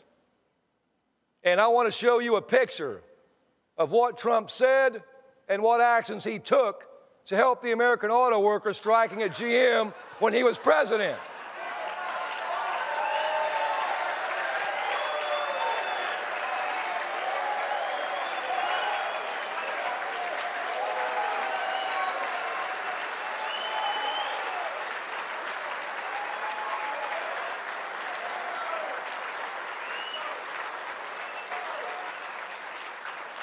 He said nothing, he did nothing, not a damn thing, because he doesn't care about the American worker. United Auto Workers today endorsing President Joe Biden in this election. Shermichael Singleton, Republican strategist. Shermichael, Trump loves talking about how he's for the American worker, for these men and women, largely white in hard hats. The UAW is like, yeah, dude, where were you? Yeah, look, I'm not surprised by the endorsement, but I mean, it was a great endorsement for President Biden. No one can deny that. I mean, Joe Biden always talks about, Scranton Joe, a blue collar guy. He talks a lot about his father, who was a manual physical labor worker. That connects with a lot of people, Roland. I mean, look, the reality is when you think about the continuing divide between winners and losers, a lot of blue-collar people don't feel a sense of respect. They don't feel a sense of recognition or gratitude for the hard work that they labor on every day, sometimes 40, 60, 70, 80 hours a week, so that these so-called technocratic elites, or as Harvard philosopher and professor Michael Sandel refers to as meritocratic hubris. And so this endorsement for President Biden shouldn't be overlooked. And I think that Joe Biden's past and being able to speak directly to the everyday lives of those workers is a very real thing. And it's a mobilizing message. Not only a mobilizing message, it also will speak volumes in terms of boots on the ground in states like Michigan, Pennsylvania, Ohio, Wisconsin. Even if you go down further, Indiana. So the question would be again what the impact is. Rebecca, your thoughts on this endorsement of these auto workers? Remember, when Trump ran 2016, he talked about how he was going to be fighting for the auto workers, but he also complained about the bailout, which actually saved their jobs. So from a pure political stance, look, this frees up resources in the primary to go into the Biden-Harris coffers, and then it allows for those same resources to then actually flow into the general election coffers as well. But the same pushback that I gave when Lee Saunders was on the show is, what does it look like for the rank and file? While money is moving in that endorsement with some boots on the ground, benefits Biden's campaign, what does it look like when it's time to go into the ballot booth? Are those rank and file members of unions, especially with building trades, obviously not UAW, are they going to support Trump or are they going to support Biden? And we've seen, in 2020, but also in 2016, we saw some of those rank and file union members actually supporting Trump. Dewana. Yeah, I think that's an excellent point. It's going to, we're going to see what happens with this endorsement, if that will trickle down to others. But I think, this is a great thing for President Biden. I mean, look, in September, he became the first sitting U.S. president to join the active UAW picket line, rallying alongside of those. And I when I hear this, I'm just kind of reminded by Maya Angelou's quote that just talks about people may forget about what you do, but they remember how you made them feel. And so I think because of some of the things that President Biden has done, that got him this endorsement, but hopefully others will follow suit as well and give him their support. Mr. Michael, final comment? I mean, look, Roland, I'm reminded of an argument that great German philosopher Hegel made, which is that all people seek recognition. And while President Biden hasn't really talked about this as much, I mean, he's obviously focusing on governing the country and other things. I mean, this is something that I think is a strong suit of his. And again, that is that connectiveness to everyday regular people. There is this sense that I would argue when you think about things in terms of contemporary politics or civil society, where people believe that their status in life isn't what it once was. The Pew Research has some very fascinating data that came out that showcased most Americans believe that things were better off in the past than in the present. The future is bleak, according to most people. I just saw another poll that came out. 62% of Americans are living paycheck to paycheck. We're seeing an increase in Americans relying on credit cards. We're seeing an increase in Americans relying on buy now, pay later loans. And so, look, we can argue politically, policy-wise, which party has better addressed those issues, but that's not the point that I'm necessarily making. The point that I'm making is that I think it's going to be fascinating to watch how the president speaks to those issues, because I do think people are yearning for that. Not just white blue-collar workers, but I think a sort of multiracial movement. You think about Trump in terms of MAGA and populism. It'll be fascinating to see if President Biden can pull together this multiracial coalition that he did in 2020 to help get him across the finish line this November. Well, I'll tell you this here. When you look at many of these particular polls, this whole notion of yearning for days past, they ain't black folks. They ain't black. No, I don't. This really is a. No. Here's what I mean. I'm gonna set it up. Roland, just real quickly. I go back. By that phrase, I'm not talking about it in terms of a racial past. I mean, obviously, I'll see the point that it's certainly some who would like to go back to a racial dominance. But what I'm saying is that in terms of this particular labor union, most of their members are white. They're not majority black. And so what I'm saying is 30 years ago, the idea that people could buy a home and afford it, they could retire and be comfortable, they could put their kids through college if their child so sought to go in that direction, was a more realistic possibility for those types of workers than it is today. That's the point that I'm making.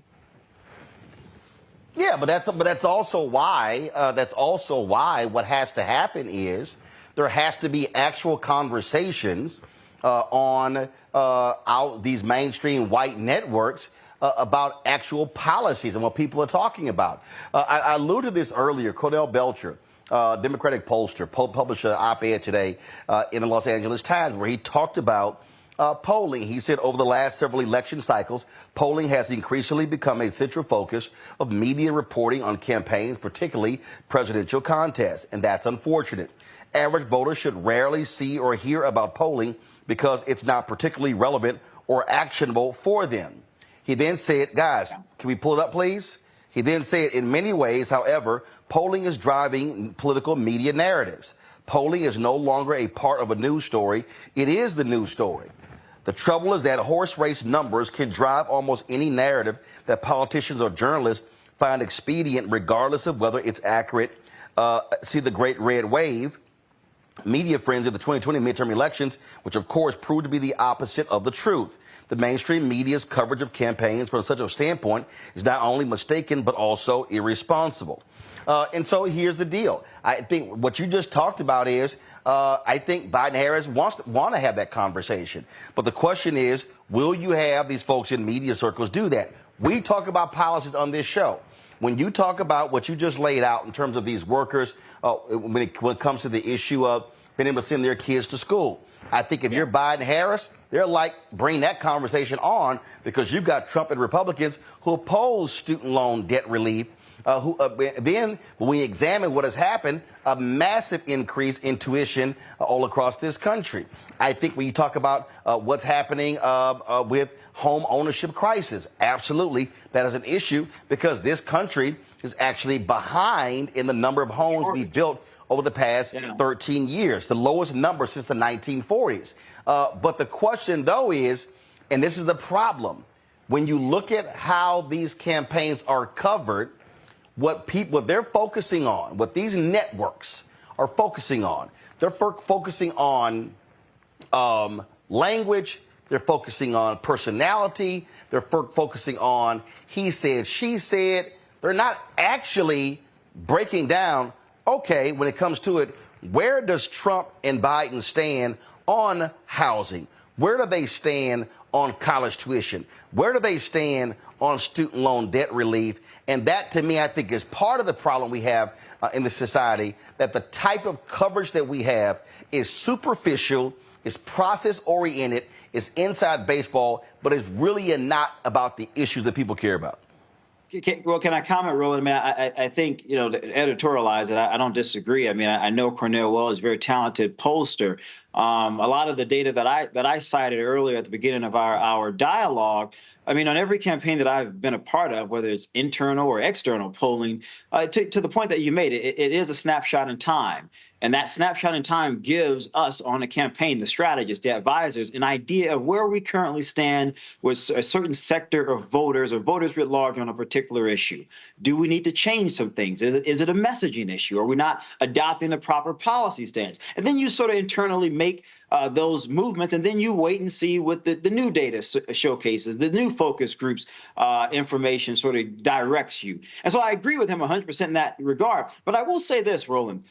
There is a serious deficit in this country in terms of civic education. I mean, you think about moral reasoning and deliberation in terms of politics. And I wouldn't necessarily lay the blame solely on the media. I would say the education system in general in this country has completely failed Americans in terms of how policy functions and governs, how members of Congress craft legislation, the actual role of the president that most people aren't aware of. So I don't disagree with anything you said. Well, I agree. But first of all, I agree in terms of how education has failed. Rebecca, the problem that I still have fundamentally is that this is why I can't even watch these networks. And I'm just being straight up, Rebecca. I can't watch CNN. I can't watch MSNBC. I can't watch Fox News because what I see. Everything, the newest poll. No. What are they actually talking about? What are the actual issues? And to me, that is a massive failure. And if this election becomes a personality ageism question, like for instance, okay, we've had all of this discussion, Rebecca, about Biden's age. Totally get it. But what has he actually done? What has he done? Oh, he doesn't have as much vigor. What got passed? How's it benefit the American people? Again, give me a less than vigorous 80-plus-year-old person versus a 45 to 50-year-old person full of energy and vigor and who's going jogging who can't get shit done. Oh, Roland, the types of news articles and the types of storylines that you're talking about, from someone who has worked on campaigns for about 20 years all across this country, I see it as a sideshow. I see it as a distraction, because if you get folks following the shiny red ball that's bouncing around in the room, then folks aren't paying attention to the boogeyman that's in the corner. And so when you look at someone like Trump does not want us to talk about the things that he's planning to do in a second administration, right? So now those who are around him are, their storyline, their talking point of the day is, oh, well, Biden's old. He tripped over a cord. Therefore, he can't be a good president. Now, do I have issues with octogenarians running the country when that's not the average experience of people in this country? Yes, but that's a different story. But both Trump and Biden are still in the same age group. So regardless, we're going to have an old white guy who's going to be in the White House, come 2025.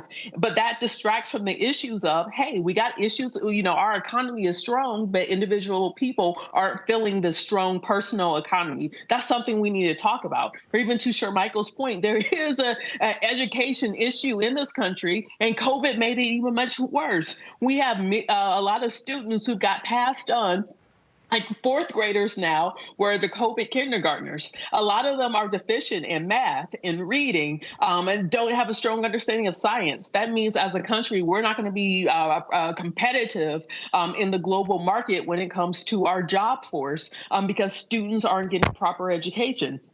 So there's many other issues that we should be focused on. And yes, the border security, immigration, comprehensive immigration reform are also issues that need to be dealt with. But instead, we're focusing on like the shiny objects that really don't mean anything.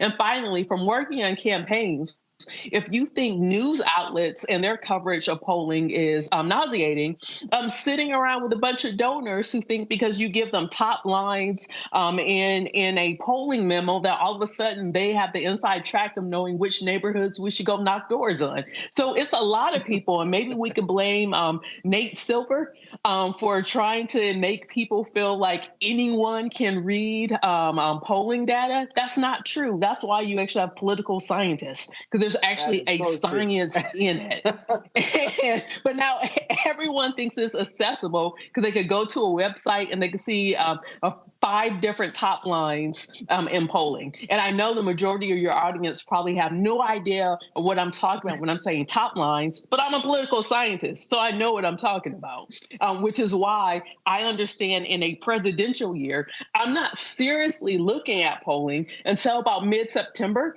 because at that point, we're about maybe 10 days before we start having some early voting in earnest, and that's giving me a true account of what's going on.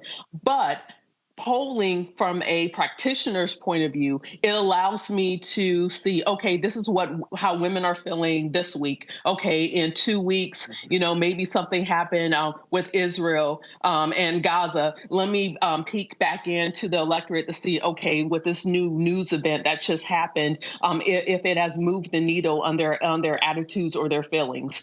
And so that's what the purpose of polling is to be a tool, but it is not the destination. And unfortunately, the destination is now what's being shown, in the first 2 blocks of every news program, especially on cable news. That's a good point. Polling is complicated. It is complicated. All of it, and thing here, Dewana, again, I just think, and here's the thing right here, and let's just be frank. When you hear this criticism, that's because those in charge, the producers and the executives, they are allowing these things to happen. Period. At the end of the day, they have the power to say, hey, we're going to actually talk about the issues. Where do they stand? Unfortunately, that stuff gets left by the wayside all the time during election season. Dewana, your final comment, then I'll go to Shermichael. Let's close it out. Yeah, I am so grateful that we have people who are experts in the polling arena. That is not my ministry or my expertise. I am a person who wants to know about the issues. I want to know who's done what. I want to hear these individuals who are vying for my vote. I want to know what are you going to do to make this place better. And it is unfortunate that we spend a lot of times on numbers. For the things that I have watched and looked at, and Roland, I'm similar to you. I can't watch a lot of this stuff because it seems to be the same rhetoric and the same conversation that is not really that I'm not really attracted to. But what I will watch is to hear about what someone has done. What has Biden accomplished? What have other people who are seeking these office, what have they accomplished, or what are they hoping to accomplish? What turns me off is the continuous attacking that we have towards each other. Watching that on a news show will make me turn the channel very quickly. So I think we do have to get back to the way that we are presenting this on various newscasts. We've got to figure out a way to really start educating the people. I agree. Being a former educator, we could have a whole nother conversation on the education piece and where we're at in this country on that. But what is getting young people's spaces right now is the media, social media. These are the things that they're listening to and that they're following, and that's how they're getting their information. So for those who have these tools, we've got to be able to educate them, but we've also got to start letting them know what's really going on in this country. And so I think we do need to start changing that narrative. Yeah, I'm just not going to listen to a lot of these folks with the constant poll. And then the other deal, Shamichael, as we all know, it's a whole bunch of trash-ass polls out here. I mean, and the problem is because polls have now, because they now are about branding and being part of the news cycle, I swear everybody named Mama throwing a poll out. And again, if you're fixated on the polling, Biden is up +5, Trump's up +5 nationally. First of all, that don't mean nothing because the election are state elections, and that's one. But also, what we're going to do, we're going to focus on issues. We're going to say, where do the candidates stand on very specific issues to help people say, okay, now I need to make a determination who I'm going to vote for. Hopefully these yahoos and the mainstream news organizations will do the exact same thing. I will not be holding my breath, Michael. Final comment. Yeah, look, I think it's incredibly important to educate people, Roland. And one of my greatest concerns as I sort of look at how the electoral maps are changing in terms of where people are and what their focuses are, how campaigns are targeting and engaging them, and how we're just talking about this in the media, generally speaking, and writing about it. The country, in many ways, we've sort of become moved by excitement and less about substance. And that's concerning, right? Because to the point that was made, Biden is too old and Trump is exciting and vibrant and vivacious. It's not necessarily about, well, how does this particular policy benefit me over another particular policy? And I think that is a part of this reality culture that we live in. Social media was mentioned. I'm concerned about that. We got to start rolling that back. I mean, there's just a serious dislocation in terms of the educational fabric of this country and people's knowledge in terms of what it takes to get things done that may be in their best interest. And I'm not saying this as a conservative. This is just something that I'm really, really concerned about, because the reality is if we don't have an educated populace, we have a serious problem. Alexis de Tocqueville visited this country in the 1700s. And one of the most fascinating things, Roland, that he wrote about the United States was from the most educated, wealthiest person in the country at the time to the poorest person in the country at the time. They were all well aware of the processes of how to move the country forward. I'm not certain that that is the case today, and I think we're seeing less and less of that as we move forward. Well, we're going to do what we do as best that we can. Michael Singleton, I appreciate it, man. Thanks a lot. Well, kudos to you, Roland, for what you're doing, man. You know, I have a lot of respect and admiration for you. And I think it's important. I think it's important for people to have a source and an outlet where experts are coming to explain the complicated. You don't see that often. You do not. All right. We appreciate it. Thanks a bunch. DeWanda, thanks a lot. Rebecca, thanks a bunch as well. I appreciate y'all being on today's show. Folks, that is it for us. I'll be back in the studio tomorrow, so look forward to seeing y'all. Don't forget, support us in what we do. Join our Bring the Fuck fan club. Your dollars are critically important for us to do the work that we do. Send your check and money order to P.O. Box 57196, Washington, D.C. 20037-0196. Cash App is $RM Unfiltered. PayPal R Martin Unfiltered. Venmo is RM Unfiltered. Zelle, Roland at RolandSMartin.com. Roland at RolandMartinUnfiltered.com. Be sure to download the Black Star Network app. Apple phone, Android phone, Apple TV, Android TV, Roku, Amazon Fire TV, Xbox One, Samsung Smart TV. You can also, of course, watch us on a variety of fast channels. First of all, check us out on Amazon News, or Amazon Fire, and go to their news area. You can check us out. You can also tell Alexa play news from the Black Star Network. Also, check out our 24-hour streaming channel out on Plex TV, Amazon Freebie, Amazon Prime Video. And be sure to get a copy of my book, White Fear, How the Browning of America is Making White Folks Lose Their Minds, available at bookstores nationwide.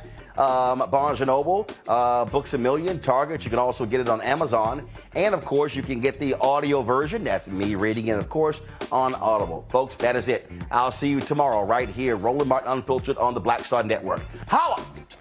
Folks, Black Star Network is here. Oh, no! punches. I'm real revolutionary right now. Black power. Support this man, Black media. He makes sure that our stories are told.